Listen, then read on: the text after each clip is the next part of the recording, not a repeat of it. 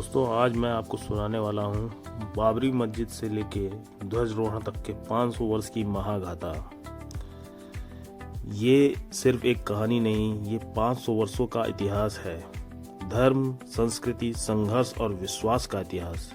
अयोध्या की जन्मभूमि से लेकर 25 नवंबर 2025 को श्री राम मंदिर के शिखर पर फहराए गए धर्म ध्वज तक, ये यात्रा हर उस हृदय में बसती है जो राम नाम का जाप करता है। कथा की शुरुआत होती है 1528 में, जब मुगल साम्राज्य का विस्तार तेजी से बढ़ रहा था और उसी समय बाबर के सेनापति मीर बाकी ने अयोध्या के केंद्र में एक मस्जिद का निर्माण कराया, जिसे इतिहास में बाबरी मस्जिद के नाम से जाना गया। लेकिन यहाँ एक रहस्य और आस्था का संगम था। स्थानीय हिंदू समाज मानता था कि यही स्थान वो है जहाँ त्रेता युग में मर्यादा पुरुषोत्तम श्री राम का जन्म हुआ था। यहीं पर था राम जन्मभूमि मंदिर, जो सदियों की धूल के तले छिप चुका था।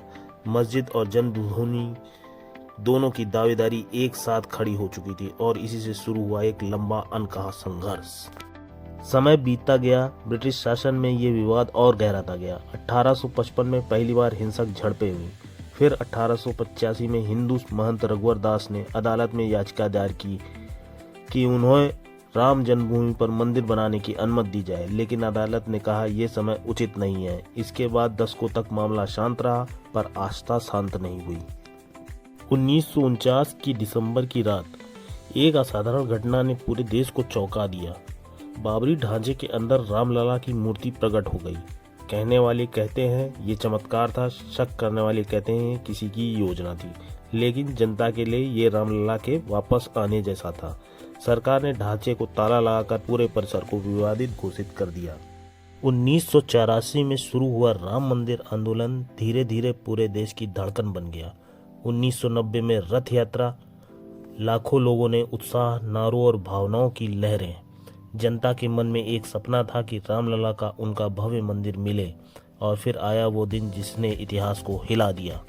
6 दिसंबर 1992 अयोध्या में लाखों कार सेवकों का हुजूम था। भीड़ ने नियंत्रण खो दिया, पुलिस तंत्र असहाय हो गया और बाबरी ढांचा ध्वस्त कर दिया गया। देश भर में दंगे भड़क उठे। राजनीतिक, धार्मिक और सामाजिक तनाव अपनी चरम सीमा पर पहुंच गया।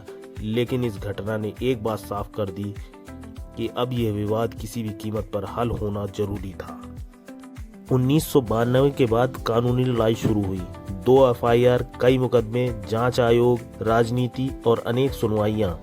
2010 में इलाहाबाद हाई कोर्ट ने जमीन को 3 हिस्सों में बांटने का फैसला दिया, लेकिन ये समाधान नहीं था। ये विवाद का अस्थायी विराम था। वास्तविक फैसला अभी भी आना बाकी था। 9 नवंबर 2019 वह दिन जब भारत के सर्वोच्च न्यायालय ने शांत, संयम और न्याय की भाषा में इतिहास के सबसे महत्वपूर्ण निर्णय दिया। विवादित भूमि पूरी की पूरी रामलला को सौंप दी गई और सरकार को एक ट्रस्ट बनाने का आदेश दिया गया जो मंदिर निर्माण पूरा करेगा। देश भर में हर्ष की लहर दौड़ गई। लोगों ने इसे न्याय की पूर्णाहुति कहा। 2020 में श्री राम जन्मभूमि तीर्थ क्षेत्र ट्रस्ट बना। देश भर से पत्थर आए, कारीगर आए, दान आया और सपनों का रूप आकार लेने लगा।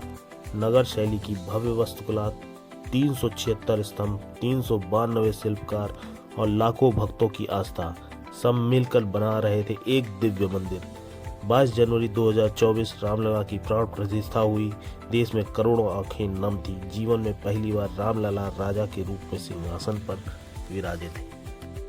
और फिर वह क्षण आया जिसकी प्रतीक्षा युगों से थी। 25 नवंबर 2025 विवाह पंचमी के पावन दिन श्री राम जन्मभूमि मंदिर के 161 फुट ऊंचे शिखर पर 42 फुट ध्वज दंड लगाया गया। उस पर फहराया गया सनातन धर्म का धर्म ध्वज। भगवा रंग, आस्था का रंग, सूर्य का चिन्ह, शाश्वत ऊर्जा का प्रतीक, ओम का स्वरूप, सृष्टि का मूल नाद और कोविदार वृक्ष, समृद्धि और आरोग्य का प्रतीक। अयोध्या में शंख बज उठे, घंटियों की ध्वनि गूंज उठी और पूरा वातावरण भर गया। जय श्री राम। बाबरी से लेकर ध्वजारोहण तक ये कहानी संघर्ष की है, सब्र की है और विश्वास की है। ये याद दिलाती है कि सत्य देर से जीतता है, पर जीतता जरूर है। ये सिर्फ मंदिर नहीं, भारत की आत्मा का पुनर्जागरण है।